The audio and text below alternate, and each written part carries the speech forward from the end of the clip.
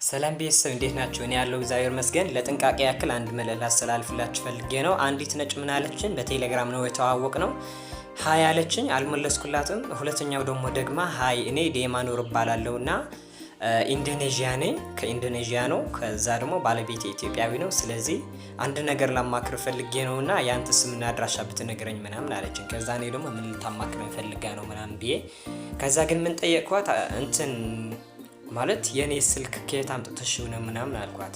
ለካ የሆነ ግሩፕ አግኝታኝ እዛ ኢንቦክስ አድርጋኝ ነው። ከዛ እሺ ምናምን ብዬ ያው ጥያቄውን ተወኩትና ያው ስሜንና ምናምን አስተዋወቅኳት። ከዛ ምን አለችን፣ ባለቤቴ ኢትዮጵያዊ ነበር እና በጎ አድራጊ ነው።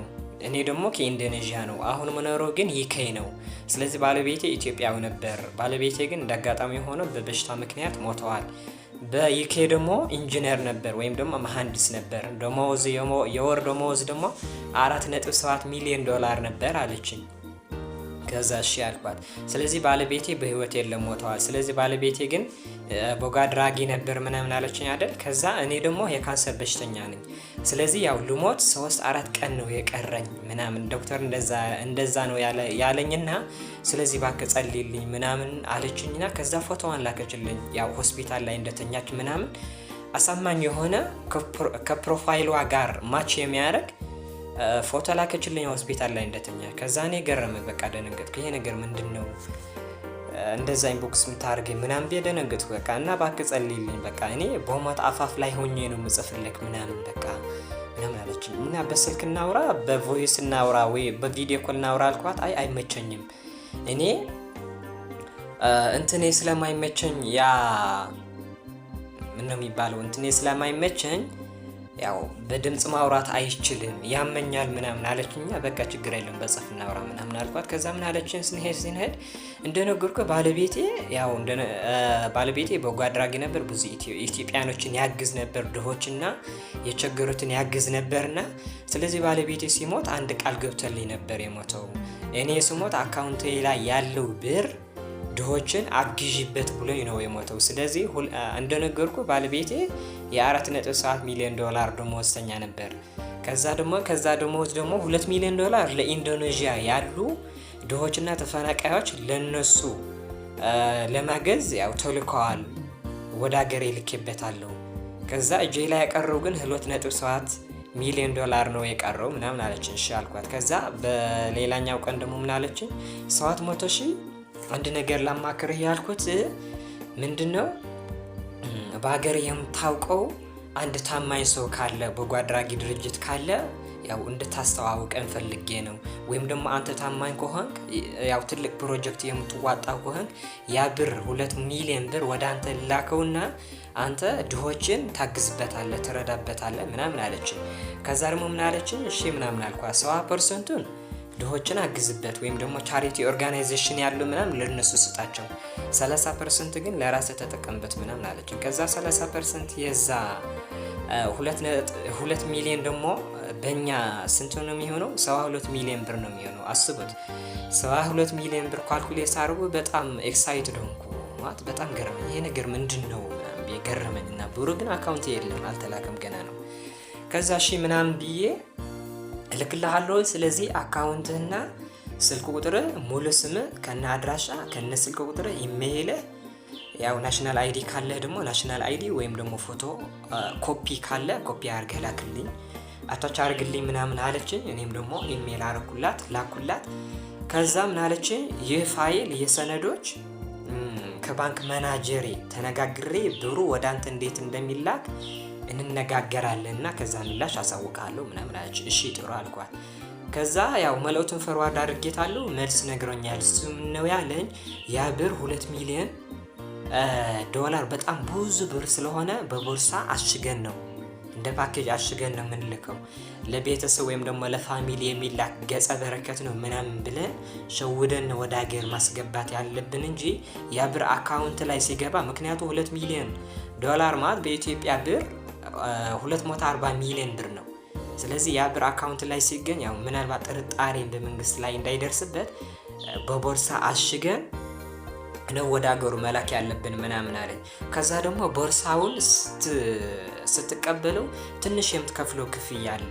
ያ ደግሞ ካስተም ክሊራንስ ፊ የሚባል ያው በአካባቢ ብር የምትከፍለው ክፍያ እንዳለ ነግሮኛል አለችኝ።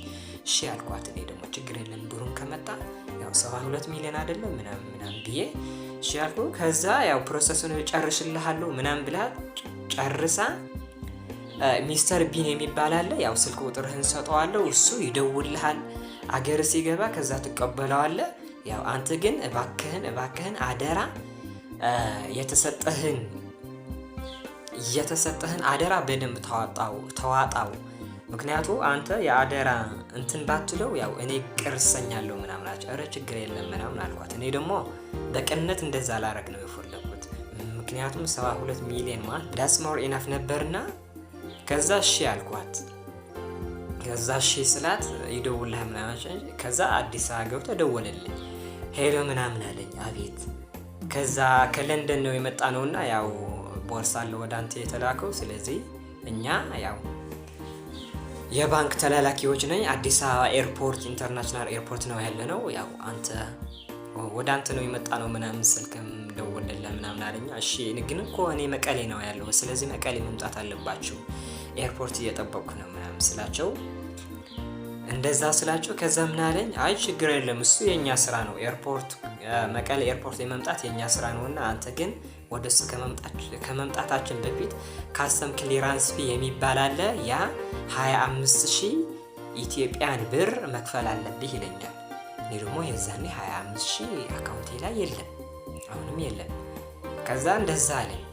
ከዛ እኔ ምንም አልመሰለኝ። አይ በቃ ተበዳድሬ ከፍለዋለሁ 72 ሚሊዮን ስለሚመጣብኝ ከዛ ከፍላለሁ ምናምን ቢያስቡ።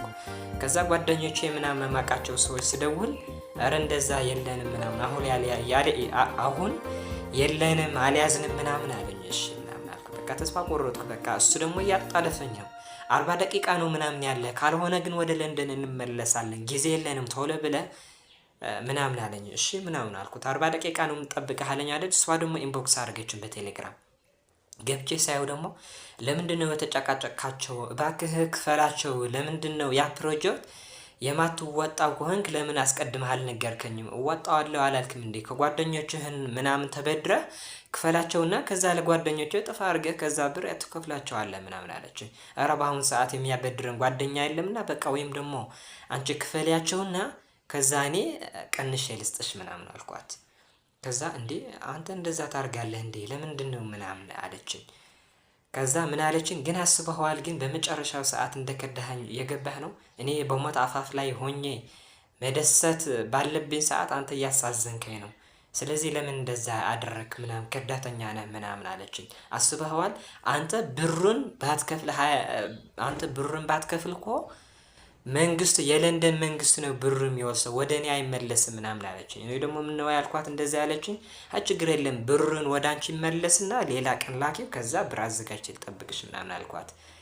ከዛ እንደዛ ስላት በቃ ከዳተኛ ነህ አመሰግናለሁ ምናምን አለችኝ። ከዛ እሺ ምናምን ብዬ በቃ መለጠኝ ምናምን ብዬ የዛኔ በቃ የዋልኩት ሁሉ በቃ በጣም ተረብሼ ነው የዋልኩት። ምክንያቱም 240 ሚሊዮን ብር ነው ያመለጠኝ። በምን ምክንያት 25000 ብር ስላልነበረ ማለት ነው። እሺ ምናምን ብዬ ተረጋግቼ ከዛ በነጋታው እስኪ ፌክ ናቸው እንዴ ምናምን ብዬ ደወልኩለትና አሁን እኮ 25000 እኮ አዘግቻ አሁን 25000 ብር አግኝቼ ነበርና እባክህ ልትመጣን ትችላለህ ምናምን አልኩት። እንዳልኳችሁ ግን 45 ደቂቃ 40 ደቂቃ ምናምን እንጠብቅ፣ ከዛ በላይ አንጠብቅም፣ እንሄዳለን እንመለሳለን ምናምን ብለኝ ነበር። ከዛ አዎ ላንተ እየጠበቅንህ እኮ ነው ምናምን አለን። በነጋታው ነው አስቡት። ከዛ ፌክ መሆኑን አወቅኩት ማለት ነው፣ ደረስኩባቸው። ስለዚህ 25000 ብር አልተበላሁም። ግን እንደዛ ብር የሚልኩ ብር ላኩ የሚሉ እነዛ ባሪዎች እንደሆኑ ያው አንድ ቀን ይጠቅማቸዋል ማለት ነው። አጠንቀቅ በሉ። ይመቻቸው።